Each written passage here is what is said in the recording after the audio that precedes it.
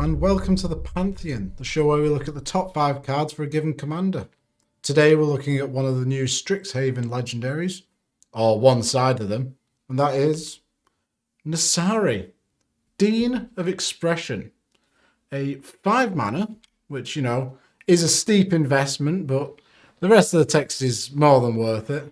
So without further ado, let's get into his text box. At the beginning of your upkeep, exile the top card of each opponent's library. Until end of turn, you may cast spells from among those exiled cards, and you may spend mana as though it were mana of any colour to cast those spells. Really, really cool. You get to draw 3 additional cards every turn in Commander. Very nice. Whenever you cast a spell from exile, put a 1/1 counter on Nassari, Dean of Expression. And, of course, he's a big 4/4 unit. What a man he is, or an Efreet Shaman in this case. Now, this deck is all about stealing. We want to steal from our opponents as much as we can. And in at number 5, we've got some effects that, you know, after we've just read that commander, might seem a bit familiar. Stolen Strategy is a 5 mana enchantment. At the beginning of your upkeep, exile the top card of each opponent's library. Till end of turn, you may cast non-land cards from among those exiled cards, and you may spend mana as though it were mana of any colour to cast those spells. It's exactly the same text as on our commander, but this redundancy is incredibly important. You want to have as many of the same effects in any given commander deck. So this being exactly what our commander does is wonderful. Going along with that, we've got Atali, Primal Storm, a 6 mana 6/6. Whenever it attacks, exile the top card of each player's library. Then you may cast any number of spells from among those cards without paying the mana cost. Now, that is very, very important. The fact that you don't have to pay for them, absolutely fantastic. So, really, Atali is the better commander here, but it doesn't give us access to blue. So, what else have we got? Grenzo Havoc Razor. 2 mana 2/2. Whenever a creature you control deals combat damage to a player, choose one. Go target creature that player controls, or exile the top card of that player's library. To end of turn, blah, blah, blah, you can cast it, use mana of any colour. Grenzo is a bit weak, particularly in this deck. We don't play that many small creatures, but it is a very similar effect, so well worth it. We want to steal as much as possible here. Mind's Dilation is a 7 mana enchantment. Whenever an opponent casts his or her first spell each turn, that player exiles the top card of his or her library. If it's an online card, you may cast it without paying its mana cost. Exactly the same as Atali. Brilliant. The amount of value you're going to generate off that card is... Which takes us on to number 4, which is Oblivion Sower. Now, if you notice with all those cards, you're going to be exiling a lot of your opponent's library. And with that, you can use those exile cards for your own gain. So Oblivion Sower is a 6 mana 5/8. Really weird stat line. Eldrazi. When you cast Oblivion Sower, target opponent, exile the top 4 cards of his or her library. Then you may put any number of land cards from that player owns from exile onto the battlefield under your control. Absolutely can be an incredible boost in ramp. It's fantastic. So if your commander keeps exiling lands, or, you know, the previous couple of cards keep exiling lands, this is a way to make use of them. We can put them into play. Use all of them straight away because they can come in untapped. To go along with this, we've got Blight Herder, which is a 5 mana 4/5. When you cast Blight Herder, you may put 2 cards your opponents own from exile into their owner's graveyards. If you do, put 3 1/1 colorless Eldrazi Scion tokens onto the battlefield. They have sacrifice this creature, add 1 mana. Again, nice little burst of ramp here, and just for putting 2 exiled cards back into the graveyard. Really good. Merc Strider is a common from Rise of Eldrazi? No, not Rise of Eldrazi. I can't remember. It was a bad set anyway. 4 mana for a devoid, so it has no colour, Eldrazi Processor. So 3/2. When it enters the battlefield, you may put a card your opponent owns from exile onto the player's graveyard. If you do, return target creature to his owner's hand. Nice little bounce effect. And this can also put things like, if your opponent has suspended a spell, it can put those suspended spells into the graveyard, which is very, very nice. Ulamog's Reclaimer is a 5 mana 2/5, I think it is. When it enters the battlefield, put a card your own opponent owns in exile into the graveyard. If you do, return target instant or sorcery card from your graveyard to your hand. Really nice bit of recursion and fits well within the theme. All this Eldrazi talk has made me think of Conduit of Ruin, a 6-mana 5/5. When you cast Conduit of Ruin, you may search your library for a close creature card with converted mana cost 7 or greater, reveal it, shuffle your library, and put that card on top. First creature you play each turn costs 2 less. Can be really good if our opponent gets killed, reduces its cost by 2. And that can search up Emrakul the Promised End, 13/13, that costs 13 mana. Cost 1 less for each card type in your graveyard, and when you cast it, you get an extra turn. No, you get to take your opponent's turn. Pretty cool. All this does is another Eldrazi spell, 7 mana. Each player sacrifices all coloured permanents they control. As we're going to be playing a lot of artifacts to ramp out, and hopefully our opponents are going to be playing artifacts that we can steal. Brings on to number 3. Paradox Haze. Now, all of this exiling that our commander does happens in our upkeep. So, if we have 2 upkeeps, double the amount of cards that we're exiling. Paradox Haze, 3 mana enchantment aura. Enchant player, we're going to be targeting ourselves.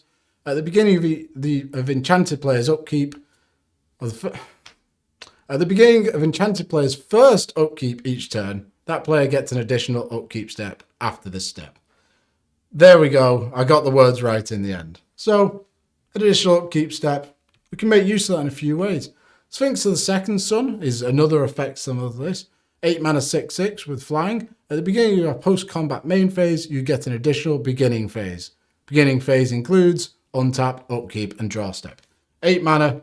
The fact that you get that untap step is incredible. And you also draw a card because you got a draw step. Really, really good. Estria's Invocation is a 3 mana enchantment. When it enters the battlefield as a copy of an enchantment you control.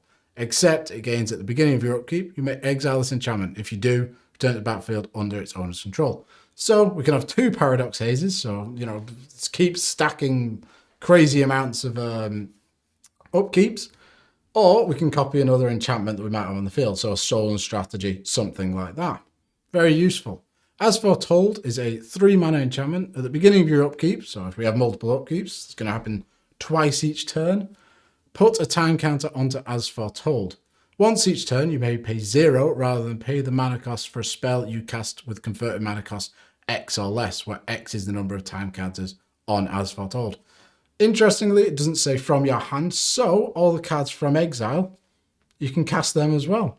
Really, really nice. Which brings us on to number 2. And as the deck is all about stealing, I decided that one of the best cards about stealing is Bribery. A 5 mana sorcery. Search target opponent's library for a creature card and put that card into play under your control. Then that player shuffles his or her library. Absolutely fantastic. Obviously, stealing from the top of someone's library is great, but sometimes you just want that silver bullet, and Bribery is absolutely fantastic. It wins many, many games, and it's just wonderful. To go along with that, we've got Knowledge Exploitation, 7 mana, Tribal Sorcery Rogue. So it also has the Prowl ability, where you can cast it for 4 mana if you've dealt damage to a player with a Rogue. And that says, search target opponent's library for an instant sorcery. You may play that card without paying its mana cost. Then they shuffle the library. It's a bribery for an instant or sorcery.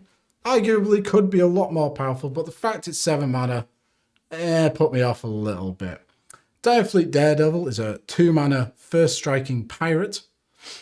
It's a 2/1. When it enters the battlefield, exile target insert a sorcery card from your opponent's graveyard. You may cast that card this turn. And you may spend mana as though it were mana of any type, and you cast this spell. If that card we put into a graveyard this turn, exile instead. Gives one of your opponent's instant and sorceries flashback, and you get to cast it. Absolutely great. These cards are all about stealing from different places, and Mindclaw Shaman, which is 5 mana 2/2, pretty terrible stat line, but when it enters the battlefield, target opponent reveals his or her hand, and you may cast an instant sorcery card from that player's hand without paying its mana cost. So if you think your opponents might be sitting on a massive, game-ending play, steal it from them. We'll move on to Knowledge Pool, which works very well with Teferi Mage of Zhalfir, and can be one way that we can win the game. It's an artifact that has imprint, so when it enters the battlefield, each player exiles the top 3 cards of his or her library. Whenever a player casts a spell from his or her hand, that player exiles it, And if that player does, he or she may cast another non-land card exiled with Knowledge Pool without paying its mana cost. So it could go horribly wrong, but if Teferi Mage of Zelfir, who's a 5 mana 3/4 with Flash, is on the field, because of his ability to say each opponent can cast spells only anytime he could cast a sorcery, because Knowledge Pool, you put the spell on the stack, then the ability resolves, or tries to resolve, you are casting that spell at instant speed, or at least attempting to, but Teferi says no. He just says no. And he also gives all of our creatures Flash. Really, really good. Quite mean if you want to do this, but I wouldn't say no. Diluvian Primordial is a 7 mana 5/5 with flying. When it enters the battlefield, for each opponent, you may cast up to one target instant or sorcery card from that player's graveyard without paying its mana cost. If a card cast this way would be put into a graveyard this turn, exile it instead. Straight away, comes in, steals 3 instant sorceries. Absolutely backbreaking. Sometimes it does just ramp, casts a couple of cultivates, but pretty good. 7 mana 5/5, get 3 lands. I like it. Which moves on to our number 1 spot. Release to the Wind. Now, the last line of our commander's text essentially reads that if we would cast a spell from exile, get a +1 counter on our commander. Release to the Wind is excellent in many, many ways, but take that into account when you're judging this. So, 3 mana, instant, exile target non-land permanent. For as long as that card remains in exile, its owner may cast it without paying its mana cost. So, straight off the bat, if we target our commander with this, we can cast him straight away. If someone tries to board wipe, we've saved our commander. But if we combine it with Naru Miha, Master Wizard, who's a 4 mana 3/3 with Flash, or Dualcaster Mage, who's a 3 mana 2/2 with Flash, essentially what these creatures both say is, when it enters the battlefield, copy target instant or sorcery spell, you may choose new targets for that copy. So, if we cast Release to the Wind on something, say target one of our opponent's creatures, flashing Dualcaster Mage, targeting the Release to the Wind. That puts a copy onto the stack. We target our Dualcaster Mage. That then exiles it. But the original copy is still on the stack. We then cast it again. And continue and continue and continue. This creates as many copies and as many storm counts as you want, because you are actually casting the Dualcaster Mage from exile. But because of our commander's text, whenever we cast a spell from exile, it gets +1/+1. So we can make our commander absolutely colossal and then swing in for massive damage, which, would be lethal, you'd imagine. This sort of thing also works very well with any storm card. Anything, Brain Freeze would mill your opponents out, and Grape Shot would kill everyone. But this new card that's just been printed, Storm Kiln Artisan, 4 mana for a 2/2. It gets +1/+0 for each artifact you control. And it has Magecraft, which, it's Strixhaven spoilers. Hopefully there'll be a lot of really cool Magecraft cards. This is, whenever you cast or copy an instant or sorcery spell, create a treasure token.